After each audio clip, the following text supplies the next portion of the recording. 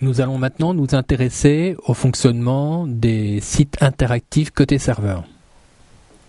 Le site interactif côté serveur est la deuxième alternative pour créer de l'interactivité dans un site web. Nous avions vu précédemment que nous pouvions utiliser donc un langage client qui était le JavaScript. Maintenant, nous allons nous intéresser à un langage qui va s'exécuter côté serveur. Il y a plusieurs langages évidemment qui peuvent s'exécuter, l'ASP, etc. Il y en a de multiples. Nous, pour notre exemple, nous allons utiliser le langage le plus fréquemment utilisé dans le domaine du web qui est le PHP. Néanmoins, le fonctionnement, quelle que soit la technologie utilisée, sera la même évidemment. Cette fois, pour faire fonctionner donc un script côté serveur, nous allons devoir modifier notre serveur et ajouter un préprocesseur PHP sur notre serveur web. En pratique, la plupart des hébergeurs proposent maintenant des sites de ce type, incluant par défaut donc un préprocesseur PHP, voire une base de données MySQL par défaut. Le rôle de ce préprocesseur sera donc d'exécuter les programmes PHP qui seront inclus dans les pages lors de leur appel. Lorsqu'elles seront appelées donc par le navigateur, avant qu'elles soient retournées, elles passeront par ce préprocesseur qui scannera chacune des pages à la recherche du code PHP et qui l'exécutera à la volée pour fournir en sortie donc une page HTML.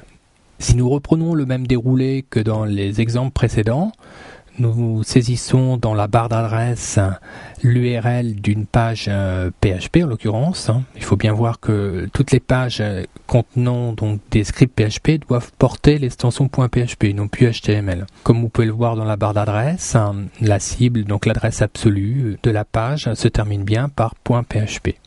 Donc nous appuyons sur le bouton d'envoi de sorte à générer une requête HTTP vers le serveur, donc en l'occurrence monsite.com. Du côté du serveur, lorsqu'il reçoit cette requête, il va démarrer une procédure de recherche et une fois que la page sera localisée, elle sera envoyée donc vers le navigateur. Attardons-nous à cette page puisque cette fois elle ne contient pas du code JavaScript comme dans l'exemple dans la leçon précédente, mais elle contient donc un code PHP. Vous pouvez voir d'ailleurs en guise d'exemple une ligne très simple de PHP qui est le simple écho bonjour, incluant donc deux balises H1 de sorte à mettre en forme le mot bonjour dans le navigateur par la suite. La page portant l'extension .php, elle n'est donc pas redirigée directement vers le navigateur, mais orientée vers le préprocesseur de sorte à exécuter le code PHP qui est inclus à l'intérieur. Le préprocesseur va donc scanner toutes les lignes de la page 1.php à la recherche du code PHP. Dès qu'il trouvera donc du code PHP, il va l'exécuter et inclure en lieu et place le résultat de l'exécution de l'instruction. Nous nous retrouvons avec une page PHP qui est le résultat de son exécution à travers le préprocesseur qui ne contiendra plus aucune ligne de code PHP mais simplement le résultat de l'exécution du programme. Pour reprendre notre exemple, nous voyons qu'à la place de l'instruction echo que nous avions avant, nous avons maintenant uniquement les deux balises H1 encadrant donc le mot bonjour. La page générée dynamiquement est ensuite renvoyée vers le navigateur. Comme une page HTML traditionnelle, lors de son interprétation par le navigateur, la page p1.php fera appel à la feuille de style style.css pour mettre en forme son contenu.